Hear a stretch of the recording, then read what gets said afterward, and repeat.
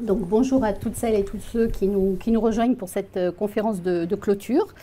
Les enjeux de la transition du développement durable et de l'aérien, l'océan Indien, un espace d'innovation. Forcément, on ne peut pas clôturer cette belle manifestation, ce premier forum, sans évoquer le développement durable et les enjeux qui se posent aujourd'hui au niveau de l'aérien. La loi climat, votée et promulguée le 22 août 2021, qui inscrit dans le marbre des objectifs de limitation radicale d'émissions de gaz à effet de serre, qui va impacter l'environnement socio-économique du secteur aérien et de l'aéronautique, mais la filière n'avait pas attendu cette loi pour anticiper, pour d'ores et déjà engager des innovations de rupture, on l'a vu tous ces jours, et des innovations de rupture qui vont également être impulseurs de l'accompagnement de transitions, les grandes transitions du siècle qui arrive, les transitions environnementales, les transitions de mobilité, les transitions alimentaires. Et on verra à quel point finalement ces innovations de rupture qu'apporte la filière apportent aussi des solutions dans plein d'autres secteurs d'activité. Deux plateaux cet après-midi. Un premier qui va repasser finalement en revue ces grands enjeux et comment les industriels se mobilisent aussi autour de ces enjeux, comment l'État est à la manœuvre pour accompagner toutes ces innovations de rupture. Et puis un deuxième temps qui sera le plateau de l'expression de la mobilisation des territoires, parce que c'est la rencontre de ces deux logiques avec une mobilisation territoriale qui doit être au niveau et à l'échelle de ces approches. Donc un plateau qui va intervenir d'ores et déjà avec la feuille de route de la DGAC et de ses ambitions pour la zone OI. Donc on a l'honneur et le privilège d'avoir pour ce premier forum aéronautique la venue de Damien Cazé, directeur général de l'aviation civile, qui va intervenir donc pour nous présenter les ambitions de la filière sur la zone océan Indien. Comment finalement les engagements des industriels autour de cette feuille de route s'ancrent, et on aura à distance Jean-François Guittard qui interviendra pour ProAvia avec un témoignage de l'aéroport de la Sargue autour de Willy et Thèves. Et puis on ne pouvait pas sur cette table ne pas évoquer la dynamique et la très forte mobilisation en termes d'innovation et de recherche que porte le territoire Réunion, et Abel nous en donnera un éclairage. Monsieur Damien Cazé, c'est à vous pour évoquer comment l'État aujourd'hui, sur cette feuille de route croissance océan Indien, filière aéronautique, se projette. Très bien. Ce n'est pas forcément un très bon symbole quand on veut savoir quelle est l'ambition régionale de faire venir quelqu'un de Paris pour lui demander de ce qu'il pense de l'ambition régionale. Je pense que la meilleure façon de demander l'ambition régionale, c'est de demander à ceux qui sont dans cette région et pas ceux qui viennent de Paris pour 3 jours, qui n'ont pas à plaquer des schémas nationaux ou internationaux dans votre région, pas plus que dans aucune autre. Ça, c'est la première chose. Deuxièmement, je vais vous parler de l'État, en présence de mes collègues qui portent cette feuille de route, et vous dire que cette feuille de route, elle doit être vraiment à la rencontre à la fois de la volonté de l'État et de l'ensemble des acteurs locaux, que ce soit les industries, les compagnies, les aéroports, les élus, les associations, les riverains. D'ailleurs, le développement durable, on se focalise souvent sur les aspects climatiques, les nuisances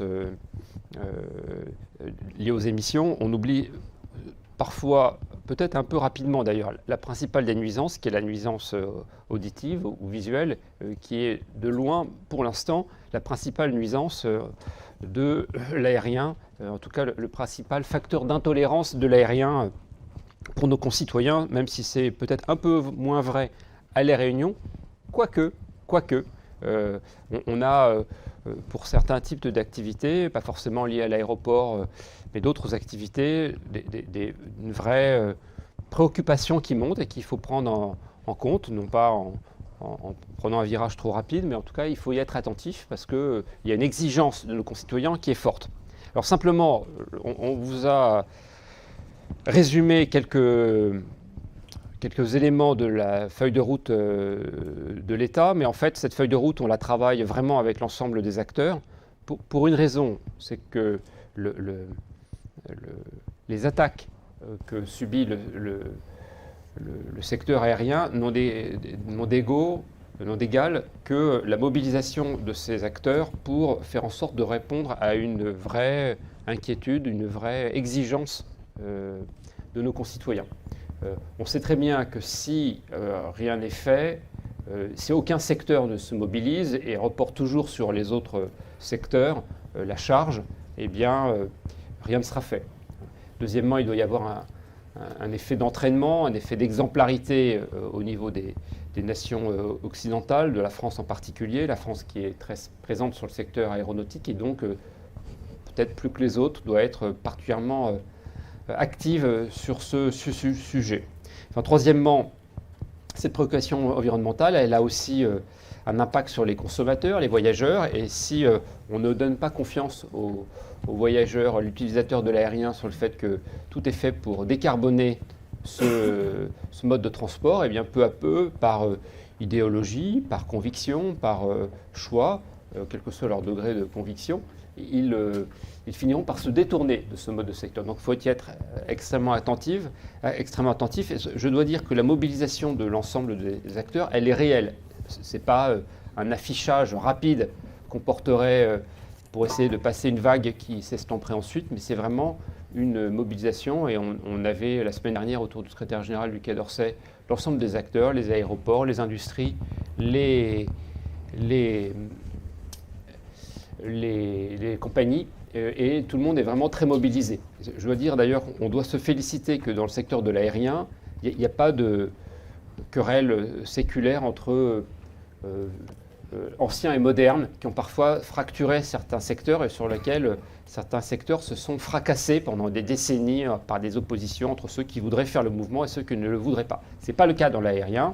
L'État y met des moyens conséquents. Et si on prend, pour parler de votre région, ce que la feuille de route et la façon dont l'État la décline, encore une fois en étant en dialogue, il ne s'agit pas de plaquer un schéma, mais de voir comment on peut le décliner, comment on peut le construire, comment on peut aussi l'amodier en fonction de vos besoins particuliers.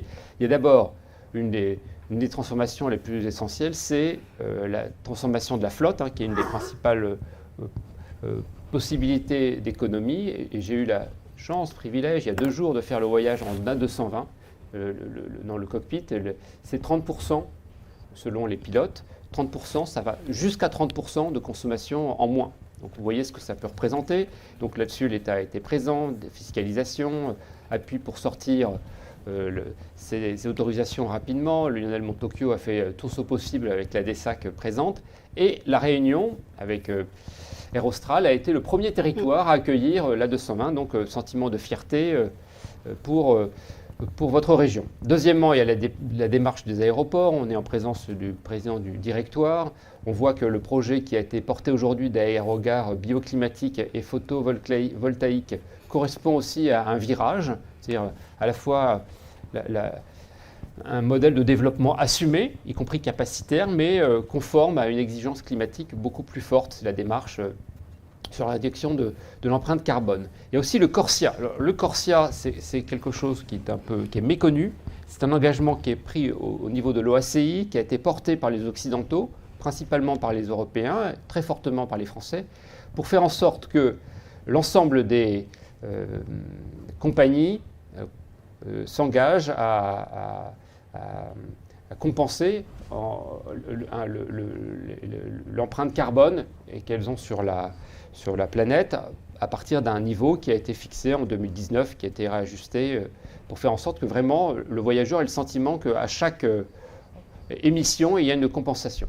Et ça, il faudra le décliner ici aussi dans l'océan Indien. Ça concerne tous les pays, ça ne concerne pas uniquement la belle Europe. Et la DGAC a été désignée pour la zone océan Indien pour former l'ensemble des acteurs. C'est une parole qu'il faudra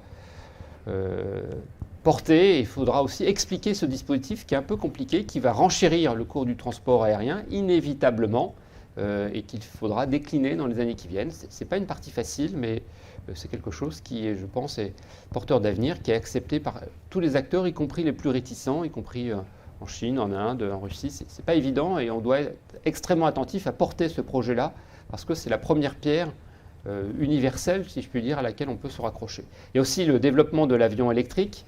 le pipistrelle, pour lequel on a des projets. La DSA qui est là pour aider à la formation des pilotes. Il y a la déclinaison aussi de l'approche nationale sur les biocarburants avec une feuille de route nationale et maintenant européenne sur le développement du carburant. Ça implique beaucoup de choses. Ça implique de faire venir des biocarburants, de les dépenser pour tous les types d'avions, et il y aura un dispositif dans lequel l'outre-mer sera finalement intégré qui fera que l'ensemble des vols devront intégrer ce type de carburant qui effectivement a une empreinte maîtrisée. Et avec, je le souligne, un groupe de travail réunionnais autour de Calitropique, qui est le pôle de compétitivité mondiale agricole, qu'on a la chance d'avoir à La Réunion, qui engage avec Aérotech cette réflexion de dire finalement à partir de nos ressources locales comment on pourrait aussi contribuer à cette production de biocarburants. Voilà, je vais passer sur les 3 derniers items. Flying Wells, c'est un projet de drone de dirigeable à grande élévation. Il y a aussi des projets sur les hélicoptères, la maîtrise des traces, et puis aussi l'urban mobility, c'est-à-dire ce qu'on appelle les VTOL, les nouvelles mobilités aériennes, c'est-à-dire ces engins électriques à décollage vertical qui pourront, pour l'instant ça reste un projet, qui pourront être des sortes de taxis urbains. Vous voyez, vous êtes ici au cœur de l'océan Indien, mais vous êtes au cœur aussi de l'ensemble des projets qu'on porte en France. L'aérien a toujours été une terre d'innovation. La France est souvent décrite à l'étranger, aux États-Unis, ailleurs, y compris d'ailleurs en France, comme étant une terre de boulons, de vis, de casques à boulons, de gens qui mettent un plaisir extrême à essayer de freiner les projets par des règles, par des normes. C'est faux. Et l'aérien a toujours au contraire été un domaine où l'imagination, le risque, l'innovation sont au cœur du dispositif. Et il faut garder ce momentum, cet élan. On aura d'ailleurs en France, en métropole, un rendez-vous en 2024 et on veut que le secteur aérien rayonne et permette de faire rayonner l'économie nationale lorsque tous les yeux seront tournés vers Paris. Et ça fait la transition, merci, avec l'intervention de Jean-François Guittard qui justement va expliquer à quel point les équipementiers industriels et ingénierie autour de ProAvia sont très attentifs à ce qui se passe sur la zone et à ses capacités justement d'accompagner l'ensemble de ces innovations et du développement qui est associé. Jean-François Guittard, qui est avec nous. Merci beaucoup Florence. Et d'abord, je voudrais remercier l'organisateur de cet événement pour m'avoir convié. Alors avec une satisfaction à distance de ne pas être parmi vous parce que ça économise en théorie quelques tonnes de CO2, donc ça c'est positif. Ce qui est beaucoup moins satisfaisant, c'est de ne pas pouvoir être physiquement parmi vous, mais simplement par ce système de visioconférence. Donc effectivement, je vais intervenir aujourd'hui en ma qualité donc de secrétaire général de ProAvia. Et à ce sujet, d'ailleurs, j'aimerais exprimer au nom de notre président, Monsieur Marino, et notre délégué général, Marie Caru, toute notre gratitude auprès de Damien Cazé, qui, via la DGAC, soutient cette association qui existe maintenant depuis 1976 et qui, en fait, permet de pouvoir exporter le savoir-faire français au-delà des frontières hexagonales. Alors, peut-être vous présenter rapidement ProAvia, mais je pense que nos amis réunionnais connaissent bien cette association.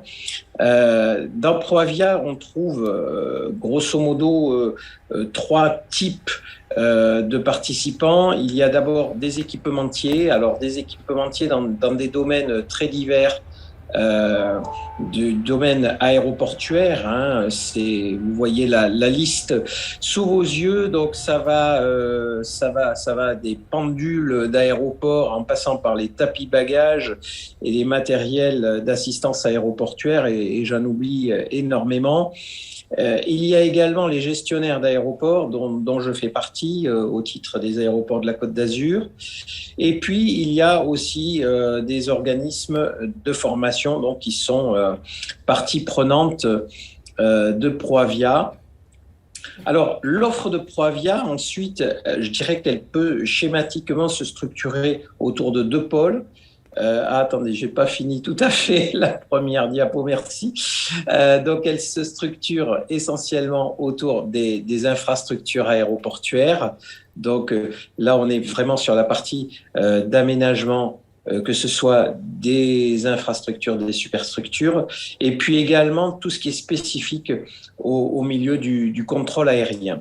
Alors, j'en profite également pour dire que effectivement Proavia était venu en délégation assez nourrie sur l'île de la Réunion, c'était en avril 2019, et avait pu à ce moment-là effectivement présenter l'ensemble de ses compétences, eh bien d'abord évidemment aux Réunionnais, mais pas que, puisqu'il y avait lors de cette visite d'autres délégations venues des îles voisines de l'océan Indien, ce qu'on appelle les îles Vanille.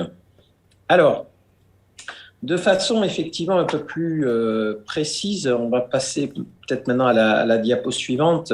Là, vous montrez un peu le savoir-faire d'un des membres de Proavia. Alors bon, ça sent un peu le traquenard parce qu'effectivement, c'est l'aéroport de Nice, là. Donc, je le présente avec d'autant plus de plaisir que on est vraiment un groupe très, très impliqué dans la décarbonation. On a commencé il y a fort longtemps, hein, puisque dès 2000, il y a 10 ans maintenant, on a commencé à se lancer dans ce programme Airport Carbon Accreditation. Et puis, à partir de 2017, eh bien, on est devenu le premier groupe français à atteindre ce qu'il convient d'appeler le niveau 3+, qui correspond en fait à la neutralité carbone. Alors, c'est une neutralité carbone qui était à l'époque atteinte et qui l'est d'ailleurs encore aujourd'hui, on va le voir, par compensation, c'est-à-dire que le niveau résiduel de carbone par passager, donc à Nice, pour vous donner une idée, c'est 71 grammes par passager. C'est très faible, hein, c'est très faible. Eh bien, ce niveau résiduel aujourd'hui, il est compensé par des plantations d'arbres en dehors des périmètres de nos plateformes. Alors, en 2021, on vient de franchir une nouvelle étape et c'est très récent puisque c'était lundi dernier que nous avons pu présenter à la presse ces derniers résultats. On a vraiment beaucoup travaillé pour pouvoir baisser encore les niveaux de carbone et arriver maintenant sur les tout derniers niveaux qui ont été créés par l'organisme qui gère l'Airport Carbon Accreditation. Et donc, nous avons donc pu annoncer la semaine passée que nos 3 aéroports du groupe, donc à savoir Nice, Cannes et Saint-Tropez, avaient atteint ce qu'on appelle le niveau 4+. Donc là, on est sur un niveau, cette fois-ci, toujours de neutralité carbone, et avec, pour faire simple, les crédits carbone que nous prenons maintenant, que nous achetons, ils sont certifiés, donc nous avons la certitude de pouvoir avoir cette compensation. Alors, il reste une étape à atteindre et nous avons également pu la présenter pour l'aéroport de Saint-Tropez et ça, nous en sommes vraiment très fiers. C'est que l'aéroport de Saint-Tropez, lui, il est déjà en neutralité carbone, cette fois-ci non plus par compensation, mais par absorption. C'est-à-dire que le site, en fait, eh bien, il n'émet plus de carbone et même, il en absorbe plus qu'il en émet. Pour tout vous dire, alors grâce à une politique très très volontariste qui a été menée, le site de Saint-Tropez est assez particulier également dans ce sens où il est très vert. Il y a des forêts aux alentours. Nous avons également contribué sur le terrain, enfin en proximité du terrain. On ne va pas évidemment percer les servitudes, mais on a pu planter plus de 1000 essences méditerranéennes, en particulier des chênes lièges, qui sont très absorbeurs en carbone. Et ça nous permet donc d'être un leader métropolitain de la neutralité carbone. On est le 11e aéroport au niveau mondial à atteindre cette performance. Il faut savoir que les 10 premiers émanent du même groupe. Ce sont 10 aéroports du groupe suédois qui s'appelle Swedavia. Alors, quand on voit effectivement ce que l'on peut apporter aujourd'hui dans l'océan Indien, on va passer à la dernière slide. Eh bien, effectivement, ce que l'on peut dire, et je dirais de façon très générale, cette zone de l'océan Indien, évidemment, elle regorge d'opportunités pour tout le secteur aéroportuaire. Et alors, tout particulièrement l'île de la Réunion, et je dirais au nom là de cette fois-ci tous les adhérents de ProAvia, nous avons toujours considéré, et c'est pour ça d'ailleurs qu'on avait vraiment tenu à être là en 2018, que c'était une tête de pont idéale à la fois pour être un laboratoire d'innovation, et vous avez 2 plateformes qui sont tout à fait intéressantes pour cela, y compris même, je pense, avoir en tête une 3e bientôt pour les drones en particulier, mais les aéroports de Saint-Denis, Roland-Garros et Saint-Pierre-Pierrefonds sont vraiment 2 très belles plateformes pour faire cela. C'est aussi du coup l'opportunité de pouvoir être en pole position sur les sujets environnementaux dans la zone, et nous sommes évidemment tout disposés à apporter notre aide. Alors actuellement, c'est un peu compliqué, il y a un peu un engorgement au niveau des programmes Airport Carbon Accreditation parce que tout le monde se lance en même temps, et pour nous, ça a été un crève-cœur d'ailleurs de ne pas pouvoir accompagner l'aéroport de Saint-Pierre dans ce programme, mais on espère qu'on pourra le faire dans le futur, à partir de 2023 en particulier. Et puis, évidemment, c'est aussi une très belle tête de pont pour pouvoir exporter le savoir-faire français dans les pays qui sont aux alentours. Donc la conclusion, je dirais, qu'on pourrait tirer de tout ça, c'est que ProAvia, évidemment, et ses adhérents, et on va s'y inscrire dedans, évidemment, avec grand plaisir, on a vraiment à cœur de participer à ces nouveaux défis. Il y a beaucoup à faire, mais ce qui est vraiment une très bonne chose, c'est que au sein de ProAvia, il y a toutes les expertises qui peuvent permettre d'accompagner les gestionnaires d'aéroports pour aider à cette transition écologique. Merci. Merci Jean-François Guittard. Et donc effectivement, la belle illustration qu'on a aujourd'hui avec cette démarche qu'a engagée la SARC déjà depuis des années, ce n'est pas nouveau, la démarche ACA. Willy Etève qui va nous exposer en témoignage ce que fait et a fait la SARG. Merci Florence. Effectivement, ce qui est important de rappeler, c'est qu'en 2017, l'État a fixé les grandes orientations stratégiques en matière de maîtrise et de diminution des impacts environnementaux qui sont liés à l'exploitation de l'aérogare, mais globalement l'ensemble des produits et services qu'on délivre sur la plateforme. Nous y souscrivons naturellement, d'autant plus qu'on a été le premier aéroport français à être certifié par la norme 50001, donc sur la partie énergie en 2014, et par la suite la norme 15001 sur la partie environnementale. Depuis 2018, on est engagé effectivement auprès de l'ACI World sur la labellisation Airport Carbon Accreditation. Donc on a été labellisé et accrédité AK3 cette année en 2021, et l'objectif, on va s'inspirer des aéroports de la Côte d'Azur pour tendre vers la neutralité carbone, des éléments qui sont importants. Donc comment on va y arriver ? Je dirais qu'on a commencé déjà. On parle de bâtiments bioclimatiques, j'y reviendrai tout à l'heure.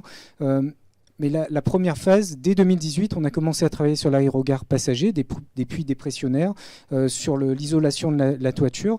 On a continué avec de nouveaux bâtiments qui sont entièrement bioclimatiques et déjà en fonctionnement. Je pense aux ateliers mécaniques, les hangars de maintenance, également sur la partie un nouveau bâtiment pour les loueurs. Et effectivement, cet après-midi, on a inauguré le lancement du chantier de la nouvelle aérogare bioclimatique, la première mondiale en milieu insulaire de cette taille. Donc un élément qui est important parce qu'elle permettra à dimension égale de réduire de 30% la dépense énergétique. Alors c'est une continuité, je dirais, ce n'est pas un but en soi, parce que dans le cadre du schéma de composition générale qui a été validé au mois de juin 2021, donc il y a quelques mois, nous nous sommes engagés à horizon 2040 à densifier nos actions en matière d'impact environnementaux. Je pense notamment à des projets de SWAC. Donc, ce sont des projets qui sont novateurs et qui méritent d'être creusés. Et bien évidemment, la multiplication de nos actions. Je pense notamment au photovoltaïque. Première trame en 2020. On a continué en 2021 sur les parkings. On continuera sur les délaissés de piste, sur les bâtiments fret. Et plus globalement, sur l'ensemble de nos investissements, on veillera à ce que l'impact environnemental soit réduit. Pour exemple, le terminal fret sur lequel on s'engage dans un programme de modernisation dans lequel les chambres froides seront moins énergivores et permettront du coup de tendre vers cette neutralité et à terme d'aller chercher cette compensation carbone qui est si importante pour l'île de la Réunion, l'île Intense. Et avec, Willy, une mobilisation de tout l'écosystème d'entreprises et d'ingénierie d'ici et d'ailleurs, mais aussi d'ici, avec une forte mobilisation de l'innovation. Et on ne pouvait pas, effectivement, sur ce premier temps d'échange, ne pas évoquer à quel point la dynamique innovation, recherche et formation était essentielle. Et c'est finalement sous cet angle-là que le président d'Aérotech a présenté le lancement de ce forum. Et bien sûr Abel Yol qui va nous expliquer dans ses fonctions de Drari qui associe à la fois la formation, l'enseignement et l'innovation. Donc on est en pleine synergie. Ok, merci Florence et merci à Aérotech qui s'est rapproché de notre écosystème recherche et innovation sur lequel je vais revenir tout à l'heure depuis 3 ou 4 ans et nous a proposé une démarche collaborative pour construire ces filières de l'aéronautique au niveau de la Réunion. Mais avant de revenir, je voudrais donner un contexte par rapport au monde de la recherche à la Réunion, parce que j'ai apprécié le propos de M. Guittard tout à l'heure, s'il nous écoute toujours, qui a défini la Réunion comme étant un laboratoire d'innovation. Et je vais essayer au cours de mon propos de 10 minutes de vous montrer que nous avons un certain nombre d'avantages ici à la Réunion, pour lesquels les professionnels qui nous écoutent et ceux qui vont nous suivre peuvent venir faire la recherche de l'innovation à La Réunion. Globalement, nous sommes le premier territoire français avec une plus grande université, plus de 18 000 étudiants. Nous avons à l'université plus de 600 anciens chercheurs. Les organes de recherche ici, le CIRAD, le premier centre du CIRAD le deuxième centre du CIRAD en France, le premier dans les Outre-mer. Nous avons ici le CNRS, l'INSERM pour la santé. Et nous avons aussi l'IRD qui travaille dans un élément que je vais donner tout à l'heure sur l'innovation sociale.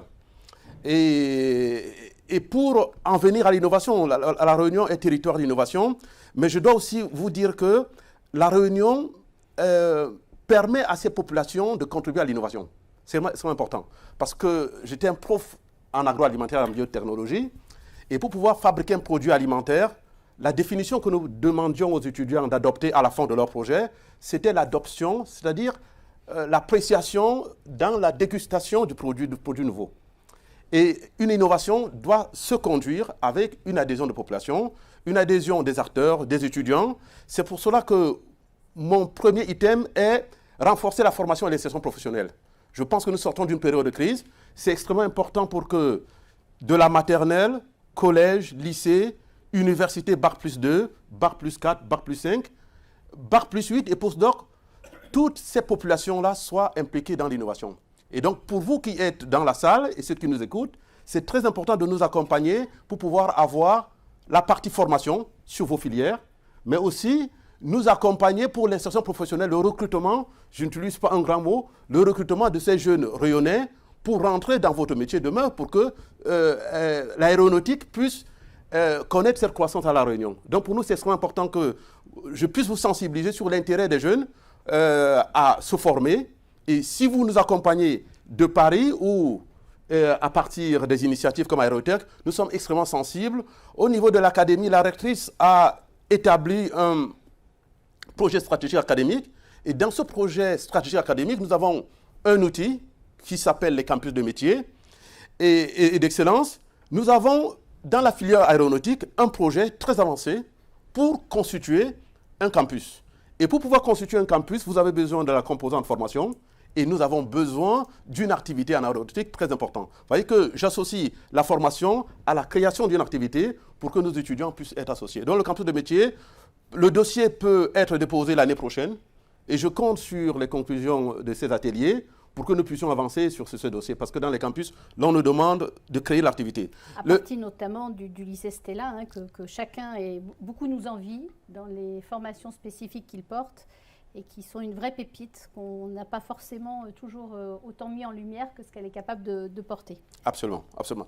Et voilà. Et aussi, à La Réunion, vous savez que nous sommes une île. Et j'apprécie vos filières de nous identifier le plus souvent. Mais nous connaissons le changement climatique et d'autres changements globaux beaucoup plus importants ici. Et avec cette filière aéronautique, nous voulons nous identifier dans l'accompagnement du changement climatique. Les bâtiments bioclimatiques, il faut savoir que l'Université de La Réunion, à ma connaissance, est la première université de France à disposer d'un amphi bioclimatique de plus de 500 personnes. Nous avons cette expérience et nous continuons à innover à l'intérieur de cette expérience sur le bien-être des usagers à l'intérieur de cet amphi. Donc tout ce que vous allez constituer en bâtiment bioclimatique, nous avons la possibilité de travailler en continu sur le bien-être de vos usagers, de vos professionnels qui y travaillent. Je vais aller très vite sur l'ambition de La Réunion en tant que DRARI, d'accompagner les populations dans les nouvelles modes de consommation, dans leurs besoins. Vous avez parlé de nouvelles mobilités, vous avez évoqué les drones, et je dirais dans la deuxième partie comment nous, on vous accompagne, que nous sommes très sensibles à ces modifications, à les réaliser avec la population, avec les jeunes, avec les plus âgés, avec le tutorat. Nous avons un certain nombre d'actions que je ne vais pas détailler, mais en tant que DRARI, je me positionne en émergence parce que nous pouvons travailler sur 10 ans, sur 5 ans et sur ce qui se présente au quotidien. Donc, les opérateurs qui nous écoutent, pour même des centres de formation, nous sommes donc prêts à nous adapter à cette nouvelle forme de consommation, de production et de participation.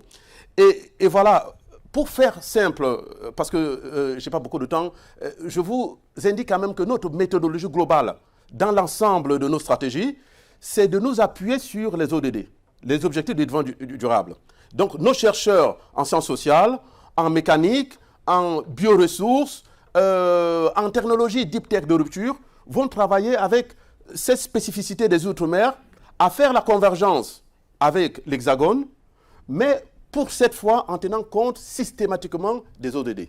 Et donc ça, c'est extrêmement important. Nous avons les indicateurs à l'intérieur des ODD, mais notre démarche globale est basée sur les ODD. Et bien sûr, le numérique et l'énergétique, sur lesquels je donnerai tout à l'heure un certain nombre d'indications. Mais nous sommes aussi un territoire où le numérique est très, très avancé. Il y a une appropriation très importante sur le numérique. Voyez-vous, lorsque nous organisons un concours chaque année qui s'appelle Concours de création de projets d'entreprises innovantes à La Réunion, nous avons plus de 160 candidats et près de 40% sont dans le numérique. Nous sommes un territoire où nous avons des propositions énormes sur le numérique et aussi un appétit que je n'ai pas vu dans un autre territoire dans l'innovation. Et ça, c'est un critère important. J'aimerais que l'aéronautique, Aérotech, puisse venir mordre là sur des personnes qui veulent déposer des projets innovants. Et vous l'avez déjà commencé et je vous en félicite. Améliorer, bien sûr, en tant que D2RT, je suis engagé avec la ministre pour pouvoir accompagner nos entreprises à se développer. Donc, nous sommes sur la croissance, sur la compétitivité de La Réunion, et vous l'avez dit, avec les pays de l'océan Indien, à l'international, beaucoup plus généralement. Et je vous donnerai quelques éléments tout à l'heure qui vous permettent de dire que nous avons des avantages compétitifs. Et le mot compétitif ne nous fait pas peur. Nous voulons que dans ce domaine, nous puissions vous donner des leviers de l'État pour être compétitifs vis-à-vis de nos voisins, parfois les accompagner dans la coopération et nous sommes tout à fait disponibles là-dessus. Et je vais enchaîner très rapidement sur, finalement, comment est-ce que nous pouvons favoriser cette création, aussi bien dans l'enseignement supérieur, mais je vous ai évoqué le continuum entre l'éducation et l'enseignement supérieur, les bacs pro, lycée Stella. Donc voilà, quels sont les principaux leviers du ministère de la Recherche à La Réunion? Eh bien, nous sommes le seul territoire des Outre-mer à bénéficier de ce que l'on appelle un incubateur public de la recherche. En 2 mots, nous accompagnons les entreprises pendant 1 an, 2 ans, avec une dotation pour transformer leurs idées ou confronter dans les échanges plusieurs disciplines et les accompagner pendant 2 ans. Ces entreprises ici à La Réunion, encore une fois, recevoir un montant qui est tout à fait intéressant. Et nous avons accompagné des entreprises de drones à La Réunion. Et c'est pour ça que ces entreprises, je pense, apprécient l'apport de la recherche à La Réunion. Nous avons un incubateur qui peut accueillir vos projets. Nous sommes aussi dans toute la chaîne de concours d'innovation.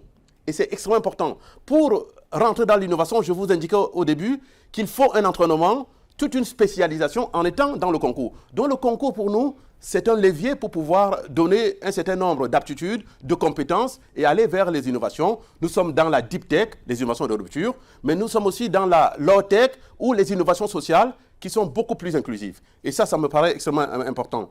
Alors, un avantage compétitif majeur à La Réunion, c'est le crédit impôt recherche. Tout à l'heure, vous avez évoqué la défiscalisation. Nous avons un crédit impôt recherche spécial par rapport à l'ensemble du territoire national, qui est de 50% à La Réunion. Donc concrètement, si une entreprise veut réaliser sa R&D à La Réunion, elle a cet avantage, bien sûr, de 50% au lieu de 30% en hexagone. Donc à Nice, dans le PACA ou à Paris, si vous voulez faire une recherche, confronter votre R&D, venez la réaliser réellement avec les défis de La Réunion. Et en tant que DRARI, je suis chargé de déterminer les experts pour donner cette qualification de recherche et développement. Et donc, c'est un avantage très important sur lequel Aerotech peut s'appuyer. Et là-dessus, nous avons aussi des jeunes entreprises innovantes. Vous pouvez aussi inclure les jeunes, ouvrir des filiales pour lesquelles ces entreprises ne vont faire que de la recherche, et pendant un certain nombre d'années, bénéficier de cet avantage qui leur permet de se développer, de rentrer dans la croissance. Bien sûr que nous apprécions ce salon parce qu'il nous a laissé réaliser qu'il y avait là concrètement des partenariats. La DRARI soutient le partenariat pour un élément extrêmement important de résultats dans mes missions. C'est-à-dire que j'ai connu Florence au cours d'une étude qu'elle faisait sur l'économie bleue, mais ce qui nous paraît extrêmement important, c'est que parfois nous n'avons pas assez de masse critique, nous n'avons pas assez d'investissement pour pouvoir lancer les entreprises, et le partenariat, dans mon jargon, le cofinancement est extrêmement important. Donc pour vous, c'est extrêmement intéressant qu'on puisse parler du cofinancement. Et c'est la transition sur un peu ce qu'on a vu pendant tous ces ateliers, tous ces jours, avec cette dynamique collaborative, c'est-à-dire que finalement, tu viens de l'évoquer, à la fois la problématique de la taille critique, on l'évoquait ce matin en atelier. Cette problématique de taille critique nous amène forcément, et Pascal Plante nous en parlera tout à l'heure avec Cap Business, à regarder autour de nous, dans la zone, où est notre périmètre de pertinence d'action et d'intervention, parce qu'effectivement, la Réunion seule ne trouvera pas sa taille critique, et donc l'intérêt des connectivités régionales qui y sont associées. Et puis surtout, c'est l'objet aussi d'Aerotech et de toute cette dynamique que la DRARI accompagne, qui est de préparer aux futures stratégies d'accélération PIA 4, qui sont des stratégies sur lesquelles souvent nos entreprises isolées n'arrivent pas seules à répondre, parce que ce sont des projets collaboratifs qui nécessitent une hybridation transsecteur et qui nécessitent du travail collaboratif accru. Et on en a eu finalement la démonstration pendant ces 2 jours en atelier où beaucoup d'acteurs venant de l'agriculture, venant de l'environnement, des cas d'usage, des donneurs d'ordre, nous disant aujourd'hui, ben voilà le projet qu'on a, comment on peut se mettre en synergie, piloté et accompagné par Aerotech avec les politiques publiques que tu viens de présenter, pour se préparer à ces appels à projets qui sont demain des réponses apportées, qui sont extrêmement lourdes en termes d'ingénierie à mobiliser et qui nécessitent toutes ces chaînes de valeur peut-être un petit mot sur ces stratégies. Oui, je vais résumer. Je sais que j'ai dû dépasser mon temps de parole, mais résumer très rapidement sur les usages. Parce que pour Aérotech, nous avons insisté au départ que Aérotech développe des activités en s'appuyant sur les usages du territoire. C'est vraiment important, c'est presque notre hypothèse de travail de départ. C'est-à-dire que s'ils veulent travailler avec le parc national, nous les accompagnons. S'ils veulent participer avec des équipes de recherche pour faire des prévisions météo à l'échelle de 500 mètres, ici à La Réunion, nous les accompagnons. S'ils mesurent un certain nombre d'activités sur les mobilités urbaines, donc c'est très important. Et en plus, pour terminer sur l'inscription de La Réunion dans le PIA4, je dirais que nous avons cette spécificité de La Réunion, que nous sommes dans l'excellence. Et nous voulons nous inscrire sur tous les programmes nationaux du PIA4, les filières de biocarburants. Hier, je sais que le CIRAD, le pôle de compétitivité que tu as cité, ont participé, ont donné des éléments qui vous permettent de collaborer. Et enfin, tout ce qui est l'hydrogène décarboné, nous sommes aussi sur ces éléments. Bref, pour conclure et dire un mot, la recherche, nous avons des avantages ici qui sont compétitifs pour tous les acteurs. Et venez travailler avec nos laboratoires, nos jeunes, et réussissons tous ce que j'appelle l'innovation sociale, c'est-à-dire impliquer un maximum de population à intégrer ces jalons de l'innovation sur notre territoire. Donc je vous remercie. Et ça fait... C'est oui. Nous qui te remercions, Abel, puisque tu as finalement décliné la suite de la feuille de route d'Aérotech sur le volet recherche-innovation et ravi d'entendre qu'effectivement, s'agissant du campus de métiers et des qualifications, le soutien est marqué et affiché. Très bien. Et ça fait effectivement la transition avec ce que monsieur le DGAC tout à l'heure évoquait en disant toutes les stratégies d'accompagnement et de mobilisation de l'État n'ont de sens que si elles rencontrent une dynamique territoriale. Et c'était ce deuxième temps de plateau, on vous remercie messieurs, où on va accueillir Pascal Planck de Cap Business, monsieur Frédéric Ségard qui représente le maire de Cilaos, mobilisation de territoires qui vont...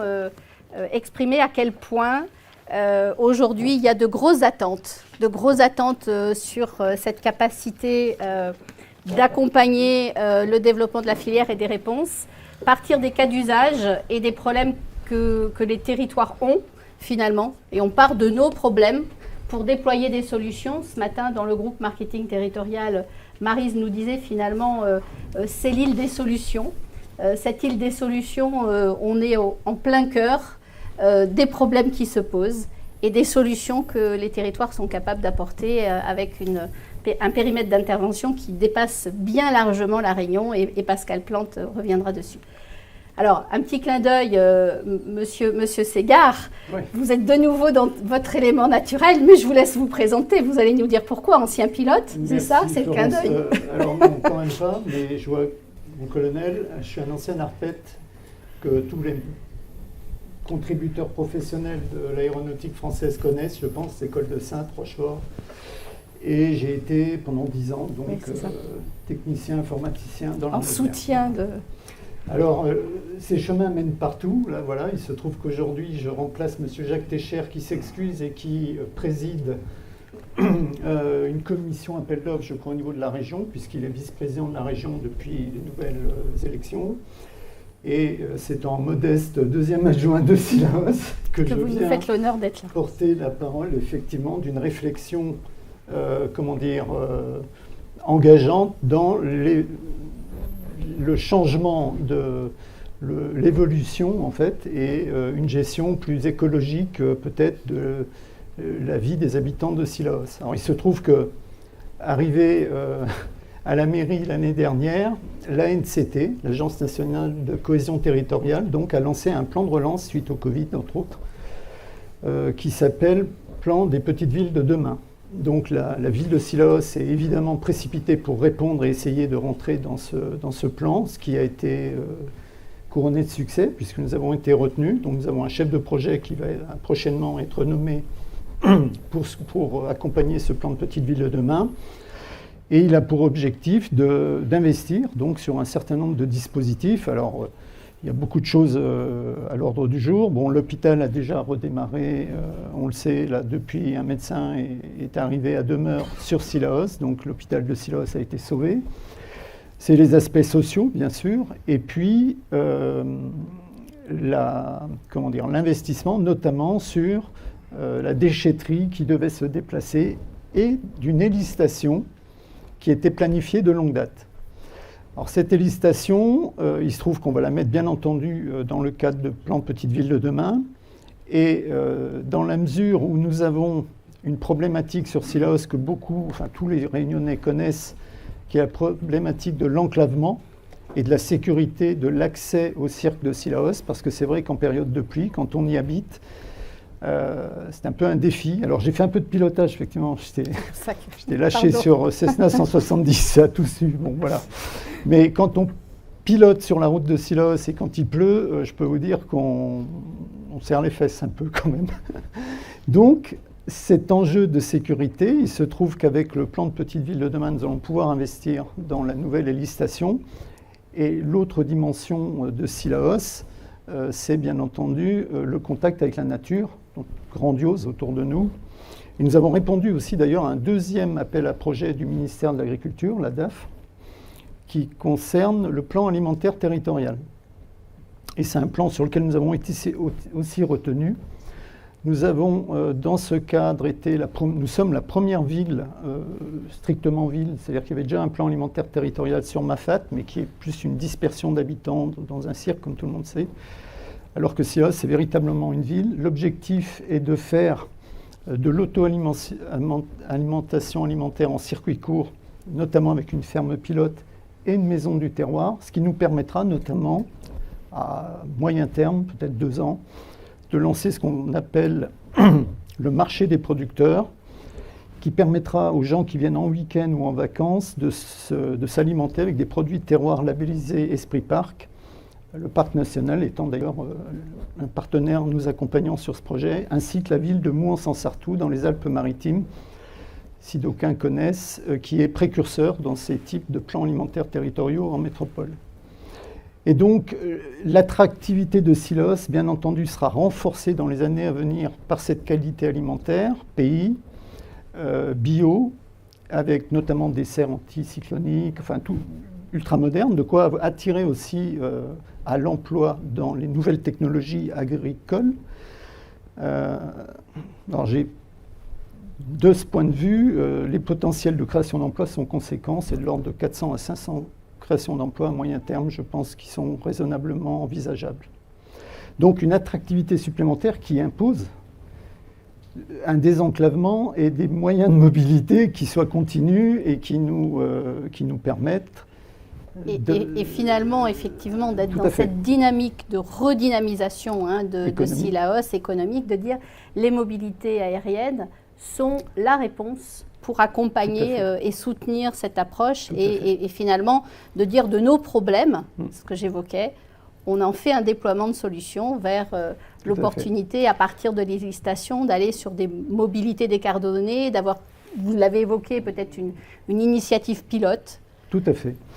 Alors autant, je crois que monsieur le directeur de l'aviation civile l'a signalé, c'est vrai, autant des hélicoptères qui survolent le cirque à 1000 mètres ont une justification, on va dire, discutable, en tout cas du point de vue des habitants que je représente, autant venir à Cilaos, profiter du cadre, y compris quand on a très peu de temps, sans s'exposer au risque de la route, en continuité, est évidemment un enjeu. Et ces nouvelles mobilités décarbonées, qui sont compatibles donc avec l'état d'esprit de notre développement, nous apparaît effectivement comme une grande opportunité, donc avec tous les professionnels qui sont réunis aujourd'hui, pour échanger et mettre en route un plan de marche dans ce sens, dont je suis sûr qu'il aura beaucoup d'intérêt, y compris pour des Réunionnais qui, il faut le savoir, qui sont, qui ont une psychose de la route de Cilaos. Moi, j'ai des amis qui ne viendront jamais à Cilaos et ils ne sont jamais venus parce que la route est, pour eux, un rempart insurmontable. Donc véritablement, c'est un gain de typologie de clientèle peut-être. Nous avons aussi l'hôtel des Thermes, comme vous l'avez peut-être entendu, qui va être rénové grandement dans les 3 prochaines années. Et donc cette qualité de clientèle pourra aussi trouver un intérêt, je pense, à ce type de mobilité. Donc voilà, j'ai un peu résumé l'essentiel. Mais l'expression finalement d'une nécessité de mobiliser tout l'écosystème pour trouver des solutions et de les accompagner dans une déclinaison durable en cohérence avec le développement durable que Sillaos entend porter sur son territoire. Tout à fait. Et c'était pour nous un élément important que vous l'exprimiez parce que ça montre à quel point il y a des attentes très fortes autour de la filière, on l'a entendu ces 2 jours, pour accompagner ces solutions et pour pouvoir les mobiliser. Et avec Grégory, peut-être un petit éclairage. C'est vrai qu'on a hier parlé beaucoup justement de la mobilité aérienne urbaine, des opportunités, mais également des barrières à l'entrée sur un certain nombre d'actions. Il se trouve que depuis quelques mois maintenant, on a travaillé sur ce centre d'excellence et d'essai de drones, d'avoir eu le sentiment qu'il y avait quelque chose à saisir dans ce concept de pôle de mobilité aérienne urbaine, et justement d'avoir fait un peu ce travail de se dire ça ne peut pas être isolé sur la zone de Cambé, et finalement d'avoir établi aussi cette cartographie et se dire quel maillage pourrait exister. De s'apercevoir qu'entre, je ne vais pas forcément m'attarder là-dessus, on l'a évoqué, c'est vrai hier, mais l'auditoire est aussi nouveau aujourd'hui, ce maillage entre les différentes hélistations, entre les différentes bases ULM existantes ou en gestation, peut donner un véritable sens en termes de mobilité interurbaine. On l'a évoqué hier, il y a un certain nombre de barrières. Et là où c'est extrêmement intéressant, c'est que notre travail qui s'est fait entre certaines parties prenantes, aujourd'hui trouve, au travers de vos mots, au travers du travail que vous avez déjà mené, finalement un ancrage de se dire ce n'est pas désincarné, ce n'est pas hors sol. Encore que, puisque nous serons précisément dans les airs. Sillaos en l'air, la Réunion en l'air. Mais en tous les cas, par rapport à ces problématiques de désenclavement que nous avons cessé d'évoquer sur ces 2 jours dans les ateliers, voilà, donne du sens à nos démarches. Et effectivement, de souhaiter que rapidement, en amont de l'existence propre du CID et de son pôle de mobilité aérienne urbaine, les travaux puissent s'engager sur la base de ce que pourront exprimer, c'est vrai, les collectivités localement aussi, l'État, sur la mise en œuvre de ce type de projet. Quand on parle d'ancrage sur les territoires, et tu peux effectivement passer cette diapositive, la suivante, c'est bel et bien dans toutes nos démarches, parce qu'on est là aussi pour parler de cet aspect développement durable. Le président d'Aérotech, en introduction de ce forum, a insisté justement, et le Drari l'a repris, la prise en compte de ces objectifs de développement durable dans nos différents projets. D'avoir une démarche qui soit transversale et finalement de se dire qu'on est presque dans une vision à 720 degrés, dans le sens où un certain nombre d'applications peuvent démarrer du sous-marin pour aller jusqu'à l'espace et évidemment dans sa dimension 360 autour de la zone océan Indien. Et du 360 en termes de transversalité sur les différentes filières, sur les différents secteurs d'activité. Et d'avoir des applications précisément sur le volet maritime. On a cessé de l'évoquer pendant ces 2 jours et on avait commencé bien en amont. Très heureux précisément de pouvoir travailler aujourd'hui avec le cluster maritime sur ces problématiques. Et quand on parle de développement durable, à l'instar de ce qu'ont fait d'autres régions métropolitaines, on sait que nous avons des travaux engagés avec Temergy, et je vais prendre l'exemple de Maël qui a déjà été évoqué hier, mais pour autant donc programme lancé par Aerospace Valley dans la démarche d'Aérotech. Ce qu'il faut également avoir à l'esprit, nous avons bien conscience que nous ne pouvons pas faire les choses seuls et qu'il est nécessaire de capitaliser sur les expériences et les bonnes pratiques extérieures. Et de la même façon que hier, Techno-Ouest nous tendait la perche de pouvoir travailler à l'organisation de l'UAV Show, peut-être dès l'année prochaine. Nous aurons les mêmes... L'UAV Show, pour tout le monde, oui, c'est le salon C'est-à-dire qu'il y a 15 ans maintenant, qui se tient tous les 2 ans à Bordeaux, qui est le salon aujourd'hui mondial des drones, avec une place reconnue et identifiée, qui se tiendra d'ailleurs les 18 et 19 octobre, très proche. Et effectivement, François Bafou, hier, invitait le président d'Aérotech à tenir le prochain salon EAV Show ici à La Réunion, en vous démontrant quelque part l'appétence qu'il pouvait y avoir de l'ensemble des dynamiques mondiales à regarder La Réunion dans les capacités de développement de cas d'usage extrêmement intéressants pour les drones. Exactement. Et nous parlions ce matin, nous avions un atelier sur l'aviation décarbonée et les avions électriques. Dans quelle mesure ils peuvent s'intégrer dans le paysage aéronautique de La Réunion, notamment auprès des aéroclubs, bien entendu. Mais ce travail que toute la filière est en train d'engager pour précisément avoir des solutions en termes de décarbonation, c'est encore plus en termes d'usage, de pouvoir systématiquement positionner La Réunion comme un terrain d'expérimentation, un terrain d'innovation. Parce que les applications ne sont évidemment pas gérées de la même façon et les usages ne sont pas les mêmes sur un continent et sur un territoire métropolitain, hexagonal, et les applications sur la Réunion et les DOM en général. Et finalement de formuler aussi le souhait, et nous allons œuvrer pour ça, que la dimension justement de nos particularités, de nos spécificités, puisse être prise en compte dans la mise en œuvre de ces différents projets. Et quand on parle d'ancrage au territoire, on peut passer cette diapo et passer à la suivante, même à la suivante encore, puisqu'on l'a déjà évoqué ces éléments-là. C'est encore une fois par rapport à cette dimension dans... de l'ensemble de nos projets, de toujours se poser la question comment finalement nous serions à même d'exporter notre savoir-faire, mais également de faire venir les clients qui demain viendront servir l'aérocampus, viendront tester leurs drones sur la zone de Cambé dans le cadre du centre d'excellence et d'essai de drones, sur comment on est en mesure d'attirer une population sur des formations de pompiers d'aéroport, que je cite à titre d'exemple. Et donc, nous avons fait un travail qui a consisté à identifier, pour avoir ces masses critiques systématiquement, dans la notion d'ancrage territorial qui, là, pour le coup, est large, à 8 heures de vol, comment ont évolué finalement les trafics passagers et la fréquentation des aéroports. Et de se rendre compte que finalement La Réunion a une place centrale de 3 zones qui sont en expansion vertigineuse, avec des pentes à 200 à 400% sur les 10 dernières années. Évidemment, il y a eu cette crise que nous connaissons.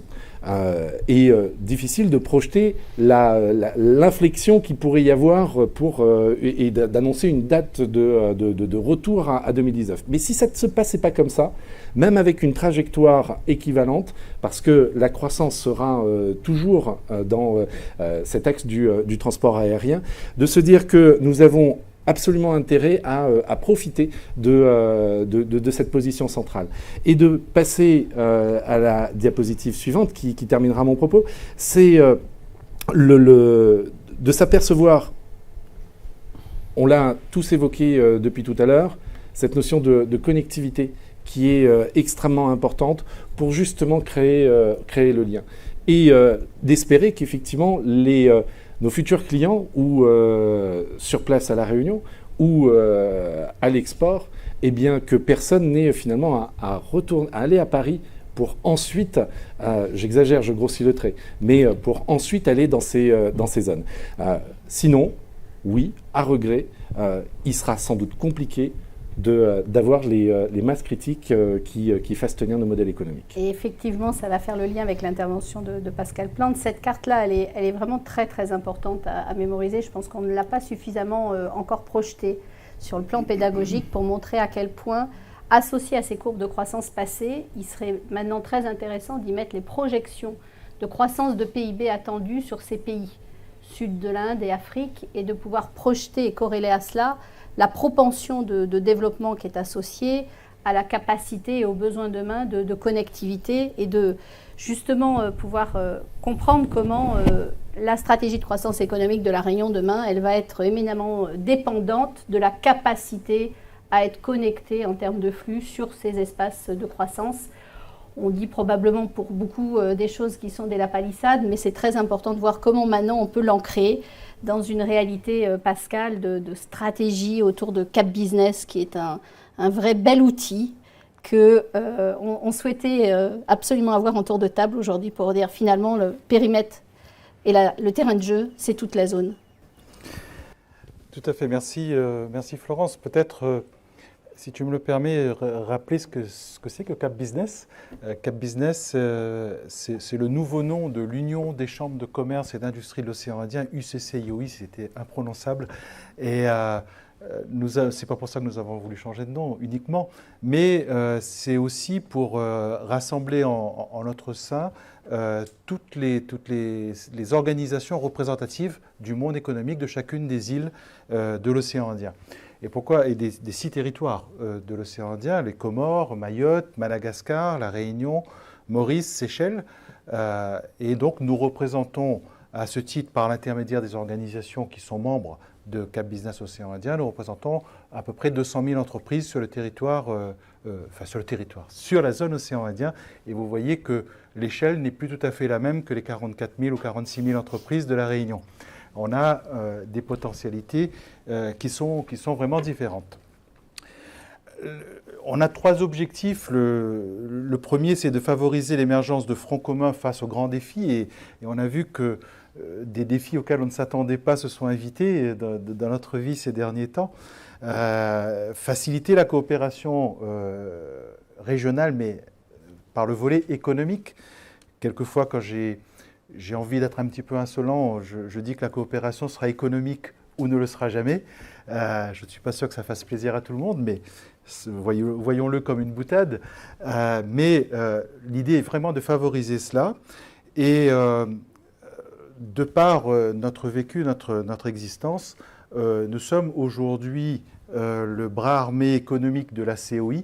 Donc, à ce titre, déjà vis-à-vis de la COI, mais vis-à-vis des instances politiques ou autres, nous sommes légitimement le porte-voix des entreprises du territoire, le porte-voix des organisations qui nous accompagnent. Et imaginons par exemple qu'Aérotech était membre de Cap Business Océan Indien, nous pourrions aussi là être le porte-voix au prochain Conseil des ministres de la COI. Mais j'ai lancé un appel. Comment?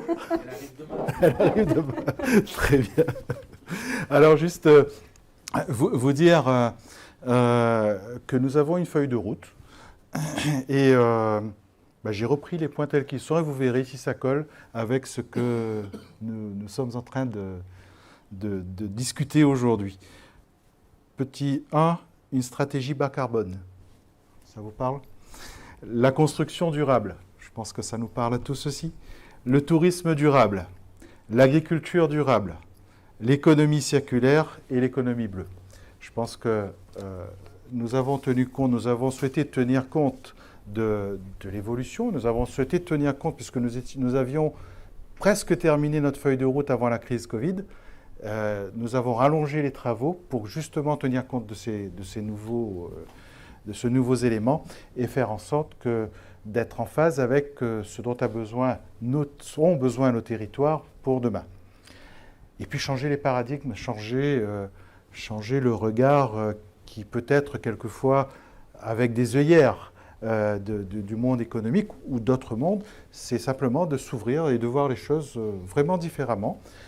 Et se rappeler aussi un petit peu les choses.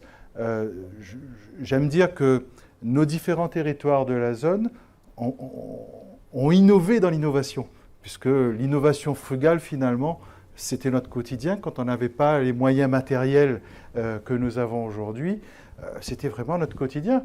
Quand on n'avait pas de jouets, on inventait 2 bâtons dans une roue et on en faisait des jouets pour des gamins. On a pu à un moment donné vivre avec tout cela. Peut-être que notre évolution nous a fait un peu oublier ces réflexes d'innovation. Peut-être que si nous tenons compte et nous regardons notre histoire avec l'arrivée de cette crise notamment, et que nous écoutons ce que notre monde nous dit, peut-être que l'innovation devra redevenir un réflexe et faire en sorte que nos territoires, nos îles qui sont finalement éloignées et qui sont peu connues du reste du monde, peuvent soit individuellement, soit ensemble, imaginer des choses qui pourront être des modèles pour le reste du monde, mais qui seront aussi des modèles pour nous-mêmes parce que nous allons avoir la possibilité de satisfaire aux besoins de nos populations respectives. C'est ce que disait le Drari hier lors d'un atelier, en disant finalement le développement de ces cas d'usage et la capacité qu'aura la Réunion à apporter des solutions à ces cas d'usage, c'est la démocratisation de l'innovation. J'ai trouvé que c'était très beau et à l'échelle de ce que tu viens d'évoquer. Tout à fait.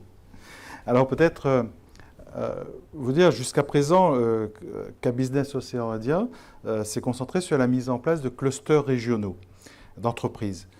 Ça a permis aux opérateurs économiques de retrouver les réflexes du travail ensemble, ce qui n'était pas obligatoirement présent dans les esprits ces dernières années. Ça s'est un petit peu oublié.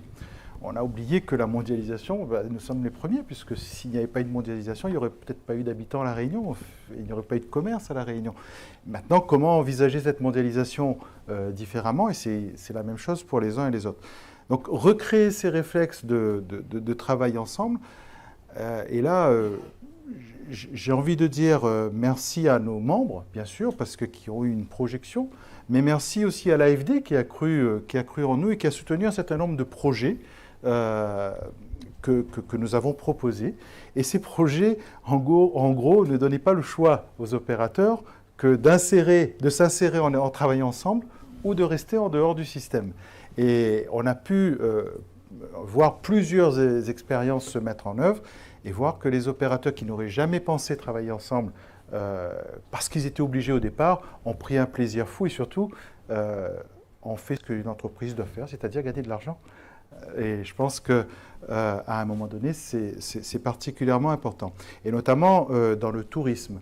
Tiens, vous savez qu'on parle des îles Vanille. Est-ce que vous savez que les îles Vanille sont issues de Cap Business Océan Indien, c'est ex-UCCIOI, où les opérateurs se sont exprimés à un moment donné en disant « nous ne sommes pas visibles ». L'île de la Réunion, on ne sait pas où c'est, etc. Bon, Madagascar, on ne peut pas le louper. Mais l'île Maurice est davantage connue. Après, on ne sait pas ce qui se passe sur ces territoires. On va aux Antilles, on va dans les Caraïbes, mais on va dans l'océan Indien, ça n'est pas lisible. Donc on a identifié que la vanille était le point commun avec toutes nos îles. Et on a décidé de créer une structure avec les différents offices de tourisme pour créer ces îles vanille. Mais je ne vais pas m'étaler sur tous les points comme ça, sinon je pense qu'on sera là encore très longtemps. On est sur les connectivités. Voilà, et justement, et c'est peut-être ce qui pose problème aujourd'hui à la réalisation de notre projet, c'est bien la connectivité. Et c'est là que nous souhaitons proposer une aviation verte, c'est aussi dans notre feuille de route, une aviation verte et une destination touristique durable qui nous dotera ainsi d'une offre qui sort du lot, qui sort de ce qui existe ailleurs. Et je crois que si on veut faire la même chose qu'ailleurs, on pourrait se tromper. Si on s'habille en manteau en mois de décembre parce qu'à Paris on s'habille en manteau, je pense qu'on aura peut-être un peu chaud et ce ne sera pas très efficace pour nos déplacements. Donc l'idée c'est vraiment imaginer ce qu'on peut faire de différent ici, dans une démarche très progressiste et de s'ouvrir à cette innovation, s'ouvrir à ces possibilités. Et c'est donc l'objectif de Cap Business, c'est d'aller vers une stratégie bas carbone. Nous ne savons pas comment faire, mais vous allez nous apprendre. Mais nous savons que nous voulons y aller vers cette stratégie bas carbone et ce modèle différent qui sera donc exportable, mais qui sera aussi au service de nos populations. Le principe de desserte aérienne plus verte aurait également un impact positif sur le transport aérien en général, qu'il s'agisse d'approvisionnement commercial ou de vols fréquents pour nos affaires, sans bien sûr oublier ce que la crise et les nouvelles technologies nous ont appris. La visio, ça évite de se déplacer, on ne crée pas du CO2. Mais malgré tout, oui. Un peu quand même. Un peu quand même, mais peut-être un peu moins qu'un avion, en effet. Tout à l'heure, on parlait de... Vu de l'espace, on s'en rend compte, n'est-ce pas? Ouais. Toutes ces fermes d'ordinateurs, il faut énormément d'énergie. C'est clair. Ça crée beaucoup de gaz comme ça. Merci, Monsieur Favy, de nous rappeler cette réalité. Alors, le territoire souffre d'une grande dépendance par rapport à cela. Si vous me permettez, un petit exemple, c'est le courrier. Vous souhaitez utiliser les services courriers entre Réunion et Madagascar si on passe par une entreprise de courrier express. Donc, je ne vais pas faire de publicité, mais je pense qu'on peut s'entendre. On doit passer automatiquement par Paris. Je ne suis pas sûr que le bilan carbone soit au maximum aujourd'hui. On peut s'interroger. Quand on veut faire des affaires ensemble et qu'on ne peut pas se déplacer, on ne peut pas transporter nos marchandises, ça peut paraître compliqué. On parle d'export. Mais finalement, on parle de quoi? Si on ne peut pas exporter nos marchandises, on peut avoir la meilleure volonté du monde, on ne peut pas exporter nos marchandises, on ne fait pas d'export. On ne peut pas le reprocher aux entreprises. Et je crois qu'il y a vraiment à trouver cela, et dans le format que nous imaginons aujourd'hui, qui n'est plus celui que nous avions pu connaître avant. Voilà la solution courrier alternative. Tu veux que j'accélère, c'est ça. Mais j'ai observé tes mimiques depuis le début et j'ai repéré. Quoi vous dire d'autre? Donc on a des marchés plus importants, et c'est là que je me dis qu'on a des besoins particuliers sur toute la zone océan Indien, et Frédéric ne m'en voudra pas si je dis qu'il n'y a pas que Sillaos qui a des besoins comme il a pu l'exprimer dans la zone océan Indien. C'est vraiment tous les territoires.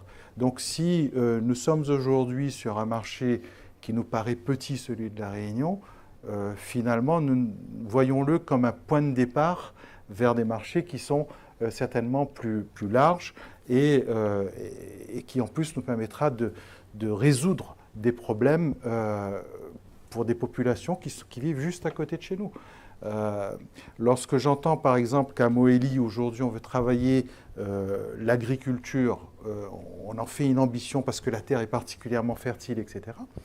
Mais on va la travailler avec les pioches traditionnelles et les outils traditionnels. Quelle est notre capacité aujourd'hui à accompagner cette démarche, sachant que Moélie n'est pas très loin d'Anjouan, Anjouan a peut-être une longueur d'avance, à voir comment les drones, etc., peuvent intervenir pour passer non pas sauter une marche, mais 3 ou 4 marches, et permettre à ces pays d'avancer. On pourrait avoir 10 000 autres exemples, mais quand un drone, je crois que c'est toi qui me l'expliquais, Grégory, qu'un drone est capable de faire en une journée Réunion, les Kerguelen, je ne pense pas que l'île Maurice, Madagascar ou les Comores, voire les Seychelles, puissent poser vraiment problème. Donc, nous avons ces possibilités, nous avons cette capacité d'imaginer les choses différemment. Je pense que nous avons la responsabilité de les imaginer différemment et d'accompagner le monde économique vers ce changement et vers ces innovations. C'est ce que nous essayons de faire au sein de Cap Business, mais si vous nous en apportez les outils, on sera les plus heureux. Mais je crois que vraiment, nous avons ces opportunités. C'est vraiment une demande. Lorsqu'on parle de souveraineté alimentaire aujourd'hui à Madagascar ou ailleurs, tous les outils que vous pouvez nous apporter nous permettent d'imaginer les choses vraiment différemment et d'inscrire, je ne sais pas si ça s'appellera toujours les îles Vanille dans quelque temps ou pas, mais inscrire la zone océan Indien comme ce modèle pour le reste du monde. Et je suis peut-être optimiste, je suis peut-être rêveur, mais si je ne l'avais pas été lorsque nous avions créé Cap Business il y a quelque temps avec les autres collègues, nous n'aurions pas fait et nous n'aurions pas développé les échanges inter-îles. Donc, rêvons un peu, soyons optimistes et avec de la bonne volonté, de l'innovation, je pense que nous pourrons réussir. Et ça fait la conclusion, Grégory, belle conclusion sur l'élargissement d'Aérotech bien au-delà de la Réunion Mayotte. Hein, c'était sa vocation dans son ambition de départ. Cap Business vient de planter le décor. C'est tout à fait ça. Ça fait partie justement de ces axes de développement. Et comme l'a dit le président d'Aérotech au démarrage de ce forum, faire de Mayotte et de la Réunion les porte-avions des compétences de la France aéronautique de l'océan Indien. Donc dans l'océan Indien et au-delà, l'axe Indo-Pacifique, ça reste un objectif. Donc en phase complète. Avec un engagement très fort sur la montée en compétences de nos populations et de l'accompagnement. Ça fera partie des choses que nous évoquerons lorsque nous aurons formalisé l'adhésion au sein de Cap Business, dans la continuité de ce qui a été signé hier, un mémorandum d'accord pour lancer cette étude prospective sur le champ de l'aérien entre la DES de la Réunion, Acto et Aérotech OI, une démarche que nous initions également au niveau de Mayotte et qui doit être étendue à l'ensemble de l'océan Indien. Alors, si tu me permets, Florence, pour formaliser cette adhésion, tu l'adresseras le courrier à Madame Andrea Mamon-Jarrison. Je suppose que tu retiendras l'autographe, qui est la présidente de Cap Business Océan Indien et qui vous salue tous. Merci encore. Grégory, c'est le moment de clôturer. Oui, c'est le moment de dire au revoir à tout le monde, mais ce n'est pas nous qui allons le faire. On va commencer par le président d'Aérotech qui va dire un mot de clôture et nous aurons ensuite à nouveau Monsieur Plante qui va se changer et changer de casquette et nous clôturerons avec une intervention de Damien Cazé, donc directeur général de l'aviation civile.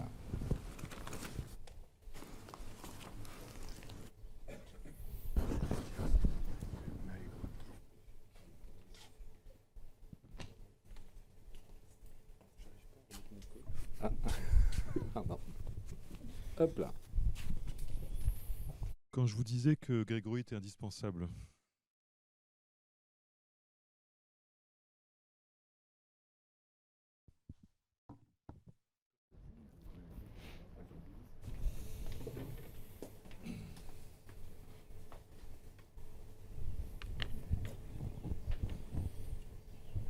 indispensable, c'est ce que je vous ai dit. Monsieur le directeur général de l'aviation civile, Monsieur Damien Cazé, Monsieur le représentant de la présidente du conseil régional, Monsieur Pascal Plante, Monsieur le commandant du détachement Air 181, mon colonel, Monsieur le parrain d'Aéroplace, Monsieur Jean-Jacques Favier, Mesdames et Messieurs, vous conviendrez avec moi que ces 3 jours, lundi à Mayotte et hier et aujourd'hui à La Réunion, ont été riches.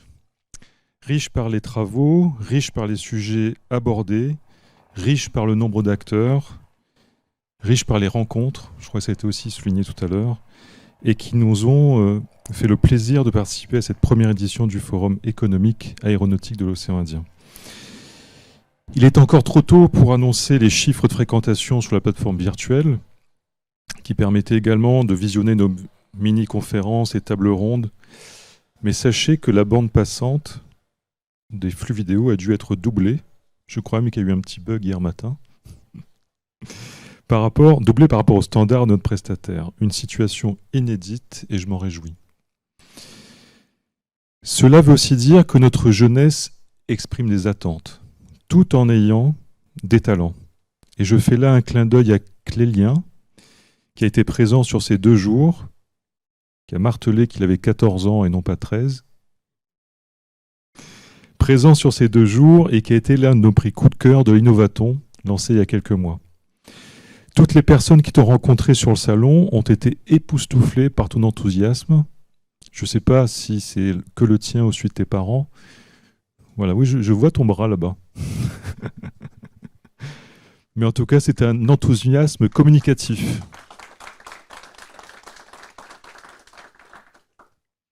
L'Aérocampus OI, par son offre de formation, par sa capacité à orienter les jeunes, par sa capacité à détecter les talents, y à les accompagner prendra tout son sens, c'est en marche. Je souhaite retenir de nos échanges que les acteurs économiques ont fait la lumière sur de réelles opportunités en matière de développement. Je note ainsi que le volet drone dans un premier temps, et au-delà les enjeux de mobilité aérienne urbaine, mobilité aérienne verte, mobilité aérienne décarbonée, sont désormais des sujets ancrés dans une réalité. Les ateliers sur les nouveaux usages des drones ont fait apparaître que le centre d'essai et d'excellence, ou centre d'excellence et d'essai, ça te va aussi? Excellence et essai, n'aura pas besoin de sa première pierre pour commencer à exister. Les projets sont là. Aérotech OI va poursuivre son travail pour que dès l'année prochaine, l'accompagnement de ces projets puisse démarrer. Nous avons entendu les demandes. Nous avons aussi entendu les propositions. Je pense à l'occurrence à la perche tendue par TechnoWest, qu'on évoquait il y a quelques minutes, de pouvoir accueillir un UAV chaud, ou le Salon mondial des drones, c'est ça, dès l'année prochaine, et qui sera une formidable opportunité de mise en visibilité de l'océan Indien. J'ai juste un petit souci, je ne sais pas s'il sera sur Sillaos ou sur Cambé, ou sur les deux. Nous l'avons dit et répété, nos îles doivent se saisir de l'opportunité d'être des laboratoires d'usage et d'expérimentation. Hier, la table ronde sur l'aérocampus et le centre d'excellence et d'essai des drones, et celle d'aujourd'hui qui vient de traiter des enjeux de transition du développement durable et de l'aérien, positionnant là encore l'océan Indien comme un espace d'innovation, ont mis en exergue plusieurs points importants. La période est propice au lancement des chantiers de l'aérien et de l'aéronautique de demain. Il y a un véritable enjeu au développement des compétences, on l'a évoqué juste avant, et les travaux sur l'aviation décarbonée mobilisent les acteurs en toute responsabilité, pour reprendre aussi un terme que j'ai entendu il y a quelques minutes. Tous nos projets et le rayonnement de la France dans l'océan Indien ne seront possibles que par une connectivité élargie, permettant un contact direct et fluidifié entre nos îles, Vanille. Comme cela a été rappelé, nous sommes au centre des zones dont le développement du transport aérien a connu un essor fulgurant durant ces 10 dernières années. Cette croissance, une fois les frontières ouvertes... Lionel m'entend là? Oui. Merci Lionel, je savais que je pouvais compter sur toi. Une fois les frontières ouvertes, soyons certains, reprendra. Je sais que ce sujet de la connectivité est central pour l'ensemble des parties prenantes, locales et internationales. Je pense à la région Réunion, au département de Mayotte et bien sûr à K-Business. Merci, pour terminer. Merci aux membres fondateurs, puisque Aeroplace, c'est une association. Nous sommes tous bénévoles, à part Grégory. Je ne parlerai pas de son salaire ici. Ce serait indécent. Nous sommes tous des bénévoles, donc merci aux membres fondateurs. Je pense en particulier aux opérateurs, comme les exploitants d'aéroports, les compagnies aériennes, petite pensée pour Aérostral et Elie Lagon qui m'accompagnent aussi au sein du bureau. Je pense aux collectivités, Région Réunion, sans qui l'association aurait du mal à fonctionner. Je pense à la CINOR, je pense à la communauté de Petites Terres également, enfin bref, les collectivités. Je pense également aux partenaires institutionnels, les 2 chambres de commerce, Chambre de commerce de La Réunion, Chambre de commerce de Mayotte. Et je pense évidemment à l'État, dans sa plus grande largeur, j'ose pas parler de chaîne de valeur, mais je vais commencer par le colonel Romain Gaston qui nous reçoit. Merci de nous avoir accueillis aujourd'hui. Je pense à l'État au niveau préfectoral, le SGAR, qui soutient aussi également l'association. Sans ce soutien, ça ne serait pas possible. Je pense évidemment à la DGAC, et puisque nous avons l'honneur et le plaisir d'accueillir le DGAC, merci de nous offrir cette possibilité. Je pense à la DESAC Océan Indien, car au-delà de réouvrir les frontières, la DESAC nous soutient également au quotidien. Voilà, Aérotech, c'est aussi tous ses membres, ce sont ses adhérents, je pense aussi à eux. Merci d'avoir animé, d'avoir été là pour ce forum. J'espère que K-Business sera également adhérent de l'association. Avec Eric, on avait parlé d'adhésion croisée, c'est joli. Je crois qu'on l'a fait avec Digital Réunion d'ailleurs. Petite adhésion croisée. Voilà, donc merci à tous d'avoir été là. Merci à notre parrain, Jean-Jacques Favier, de nous honorer de sa présence également. Merci à Grégory de s'être rendu indispensable. En tout cas, merci de ton enthousiasme, de ton engagement, de ton intelligence aussi. Je crois que c'est un mot qui revient souvent quand les gens parlent de toi. Je regarde un peu dans le rétroviseur, je me dis que l'association a embauché Anthony en novembre 2020. Grégory. Ouais. Tout ça vient Anthony. Je ne sais pas. L'association a embauché Grégory en novembre 2020. Là, je ne me trompe pas. Non. Nous sommes en octobre 2021. Ça fait 11 mois. Je vous assure que le travail accompli en 11 mois, il est remarquable. Remarquable. Donc bravo et merci à toi. Merci à tous.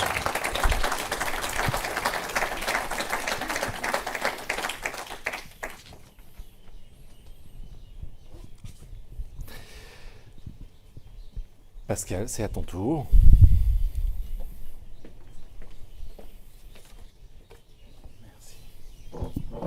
Je n'ai pas eu le temps de me changer. Monsieur le directeur général de l'avion civil, monsieur le président, est-ce qu'il faut dire monsieur ou messieurs les parrains? Il y a un parrain, c'est ça? Un monsieur parrain, Flavier. tout à fait. Monsieur Flavier.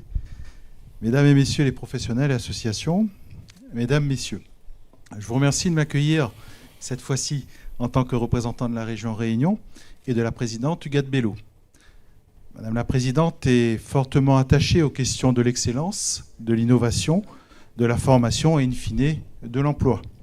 Vous comprendrez que la région Réunion ne pouvait se permettre d'être absente de cette belle manifestation que vous avez organisée, et je crois comme vous, en ce forum pour nous redonner confiance. Ces quelques jours de forum Aérotech ont été la source d'un engouement qui m'a agréablement surpris et rassuré pour l'avenir de notre île. Nous partageons une ambition, celle d'un cluster, d'un écosystème bienveillant pour accompagner les initiatives, soutenir les porteurs de projets, protéger nos start-up, nos entreprises. Ce premier salon dans le domaine de l'aéronautique de la Réunion n'est visiblement qu'une première, du moins nous l'espérons. Nous avons pu compter sur le parrainage exceptionnel de M. Jean-Jacques Favier, le 6e Français à être allé dans l'espace. M. Nativel aussi est présent, je crois, c'est ça? Non, il y a eu amalgame. Pas pu se rendre disponible. D'accord. Bref, M. Flavier, vous êtes pour nous un modèle pour notre jeunesse et on vous en remercie. Vous avez pu aborder différentes pistes de travail lors de ce forum. Comme ma collègue Maya Césari a pu le faire, nous saluons l'organisation en cluster qui permet la co-construction. Et la région Réunion saura trouver sa place en tant que facilitateur. J'ai pu identifier 3 secteurs porteurs pour la Réunion. Je suppose qu'il y en aura d'autres. Les drones, la formation et les métiers, et la déconstruction et le recyclage. La région Réunion intervient sur le territoire en tant que chef de file de la formation professionnelle. Dans ce cadre, la valorisation des métiers et des formations du secteur de l'aéronautique est un de ces axes, un axe d'excellence. Comme vous le savez, le lycée Stella Matutina à Saint-Leu propose déjà un bac pro maintenance aéronautique. Nous souhaitons que demain, d'autres formations puissent venir compléter, s'ajouter à celles existantes pour répondre aux besoins de développement de la filière. Car la formation est un outil du développement humain réunionnais. Ce parcours de la formation devra être écrit ensemble entre acteurs économiques, politiques et aussi, nous le pensons, avec les partenaires de la zone océan Indien pour des applications locales et régionales. Nous pensons par exemple à un campus international dans le domaine de l'aéronautique basé à La Réunion. En tant que conseiller régional délégué à l'internationalisation des entreprises, vous comprendrez que ma vision de ce campus pourrait être la première étape pour devenir un vrai centre pour l'océan Indien. Et nous y croyons, comme nous croyons en cette nécessaire coopération régionale. À ce sujet, les prochains événements pourraient être vendus comme le Forum Aérotech de l'océan Indien, avec une vraie stratégie pour intégrer par étapes Maurice, Madagascar, voire peut-être d'autres étapes, l'espace COMESA, SADC. Tout peut s'imaginer. Cette internationalisation pourrait faciliter la reconnaissance de la filière aéronautique de la Réunion, faciliter ce nécessaire marketing territorial pour attirer les compétences et participer au développement économique de la Réunion. L'intérêt est de rendre notre île de nouveau attractive, de ramener les touristes et de créer de l'emploi. Aujourd'hui, accueillir 100 000 passagers de plus à la Réunion crée 100 emplois directs et 200 emplois indirects, me disait Grégory. Je crois que dans d'autres régions, nous sommes à 400 emplois indirects pour 100 000 passagers. Nous devons parvenir à égaler ces résultats par l'excellence, et c'est ce que j'appelle de mes vœux. Cette hausse du nombre de passagers est intimement liée au sujet fondamental, améliorer les connectivités directes entre la Réunion et le reste du monde. Nous connaissons, comme vous, les difficultés économiques, légales et parfois même éthiques pour y parvenir. Mais nous n'avons pas d'autre choix, et là encore la région en fait une priorité et saura donc répondre présent. L'aéronautique durable représente cette excellence que nous visons, et particulièrement les drones. Nous croyons en notre capacité collective de développer la filière drone, des innovations qui permettent notamment d'avoir des actions au service de la transition écologique, au service de la data, au service des Réunionnaises et des Réunionnais.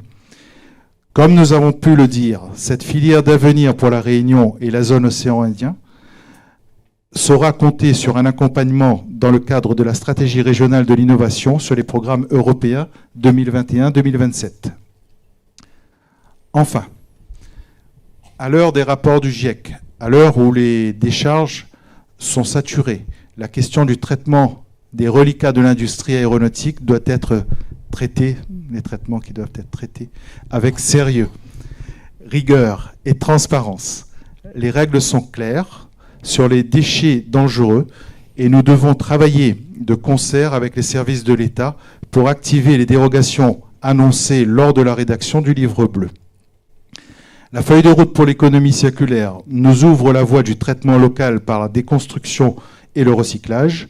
Nous allons travailler pour qu'un maximum de traitements soit réalisé localement et nous avons pour cela des aides qui peuvent nous être déployées pour rentabiliser les investissements et traiter les aéronefs d'autres pays de la zone.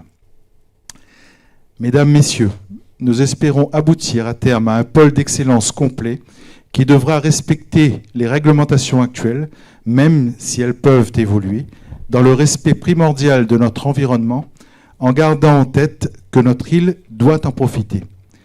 Ce forum aurait aussi pu être celui du maritime, tant les passerelles sont nombreuses, mais on ne peut pas tout faire, je crois. Du sous-marin au spatial, en passant par l'aéronautique, notre île doit briller de par sa localisation. Nous avons un immense terrain de jeu entre les TAF au sud, la zone de l'Afrique de l'Est et bien entendu tous les pays rivages de l'océan Indien. Nous pouvons travailler ensemble sur des objectifs de convergence pour que l'aéronautique devienne un secteur préférentiel de notre développement humain et économique. Les impacts positifs peuvent être nombreux, comme sur le tourisme scientifique ou encore spatial. À nous d'écrire ensemble cette nouvelle page de la Réunion. Je vous remercie. Merci. Monsieur Cazé.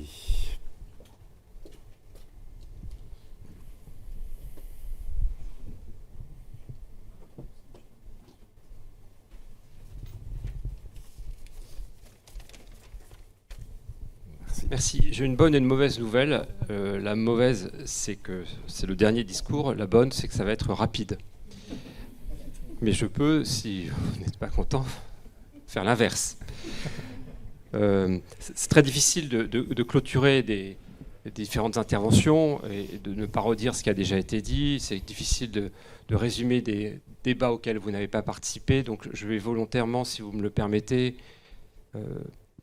m'en détacher un peu.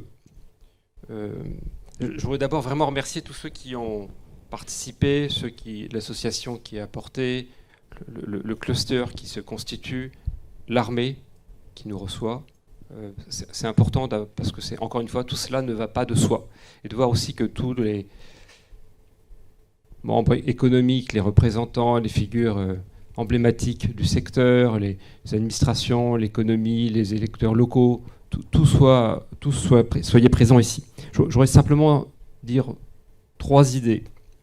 La première, on sort d'une crise sanitaire, on a toute une génération qui est déboussolée, déphasée, qui manque de repères, des ados qui ont pour beaucoup manqué l'école, un chômage qui baisse d'une façon générale en France, mais avec tout de même beaucoup de précarité, beaucoup de difficultés. Les secteurs qui doivent accueillir, qui peuvent accueillir, doivent se mobiliser. C'est, je crois, un enjeu national pour qu'on n'ait pas une génération creuse, comme pendant les guerres, avec les recrutements et pour assurer la continuité. Sinon, on aura vraiment perdu énormément. Donc, une activité, une opération comme la vôtre, elle est essentielle parce qu'elle permet de mettre la lumière sur un secteur qui embauche, qui est porteur d'avenir, qui peut créer des emplois locaux, porteurs de valeur ajoutée. Et on était à Mayotte avec quelques-uns d'entre nous en début de semaine. C'est vraiment important de le faire parce que c'est ici que la valeur doit se créer. Et je vois que vous y êtes très déterminés. La deuxième chose, c'est que évidemment le secteur aérien est en pleine mutation. Mutation écologique, mutation économique, mutation sociale. Vous avez une partition à jouer, une partition qui doit être une partition locale. On est là pour vous y aider. Il va y avoir énormément de choses qui vont se passer dans les mois qui viennent. L'intérêt d'une telle conférence, ma présence, qui n'apporte pas énormément au débat, mais qui montre l'intérêt de l'administration à Paris, c'est de vous dire aussi, mettre en perspective ce qui va se passer dans les mois qui viennent. Il y a la COP qui va avoir lieu à Glasgow, il va y avoir le semestre prochain maintenant, la France qui va avoir la présidence de l'Union européenne. C'est un événement considérable pour nous. Et il va y avoir ensuite l'Assemblée générale de l'OACI qui va se tenir à Montréal.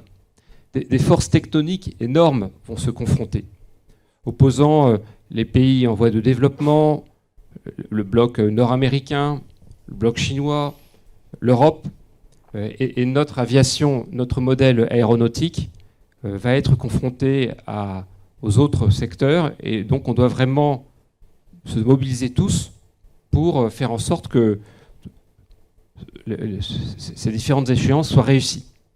Ça, c'est notre partition, on va la jouer, on la joue de façon très soudée entre les différents acteurs, que ce soit Airbus, ADP, Air France, mais aussi l'ensemble des acteurs professionnels. Tous sommes mobilisés parce qu'on sait, avec le Quai d'Orsay, que ça se jouera au plus haut niveau. Et encore une fois, on joue gros. On joue gros parce que nous n'avons pas tant de secteurs porteurs de premier plan en France. L'aérien est un des principaux, en tout cas peut-être même le principal porteur de valeur ajoutée. Si on perd beaucoup et on se déclassera.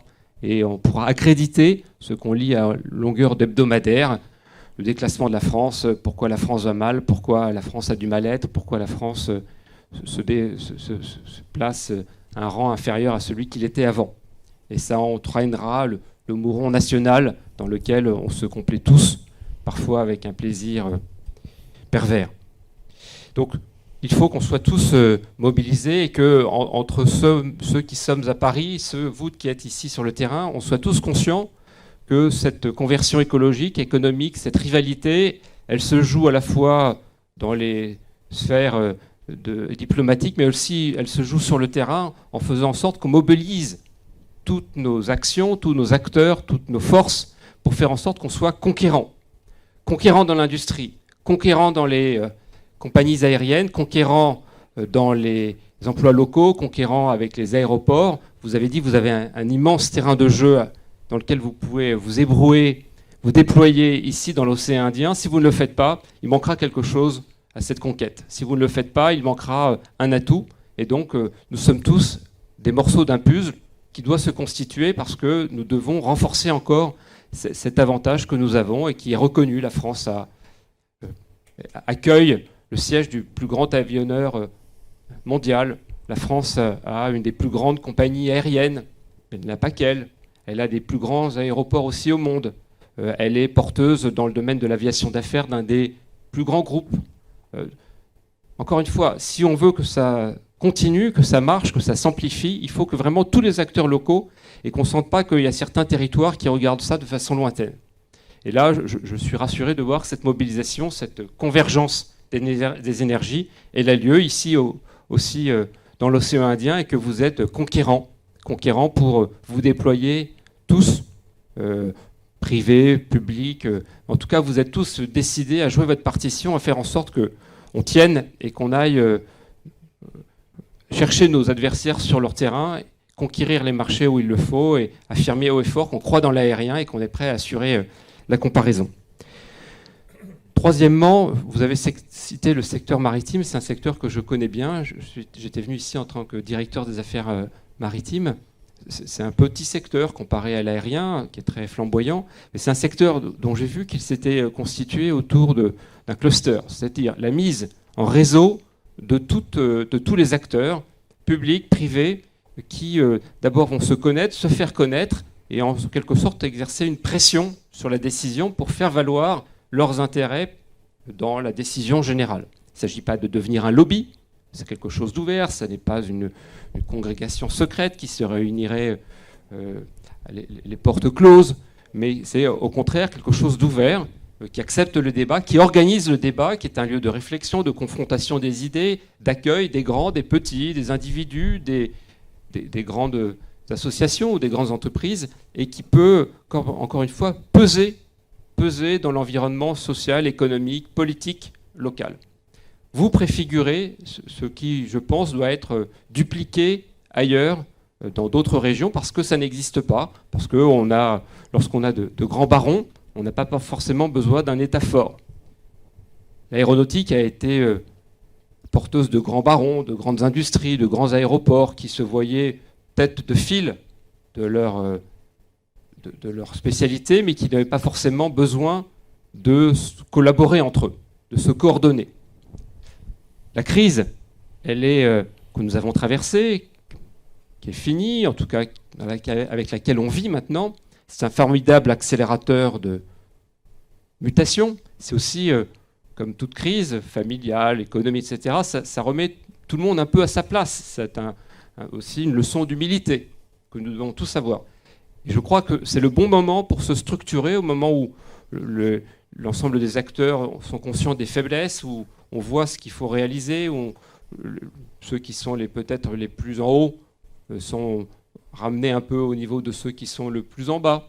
C'est le moment où il faut se structurer et faire en sorte qu'on puisse, encore une fois, créer ce réseau. Vous le faites au niveau régional, ici à La Réunion, c'est éminent. Je ne crois pas que ça existe dans beaucoup de régions, il faudrait le dupliquer, il faudra s'inspirer de votre exemple. On en a parlé avec Lionel Montocchio et je pense, j'espère, en tout cas je le proposerai, qu'on puisse le faire au niveau national, on en a besoin. Et encore une fois, le maritime, qui est un petit secteur avec beaucoup moins d'acteurs, beaucoup moins d'argent aussi, moins d'enjeux peut-être, pour ceux qui connaissent mal, a réussi à le faire, il l'a fait éminemment. Donc je pense que cet exemple-là, il est fondateur. J'avais assisté à la création du cluster maritime, c'était un jour très anodin au Sénat, il y a un peu moins de 20 ans, et je ne savais pas que j'assistais à un moment historique. Ces moments historiques, on s'en rend compte après, c'est que quand on y assistait, on ne s'en rend pas compte. Et bien peut-être que ce moment est historique pour La Réunion, parce que vous avez montré l'exemple, et j'espère qu'on pourra le dupliquer. En tout cas, merci infiniment. Continuez à faire ce que vous faites, parce que vous le faites bien. Et en plus, vous le faites simplement, sans trop de moyens, mais avec beaucoup de détermination. Et puis, j'espère que vous allez continuer à croître. Et puis, peut-être qu'un jour, vous me réinviterez. Peut-être que d'ailleurs, je reviendrai. En tout cas, ça sera avec beaucoup de plaisir. Merci. Merci à vous.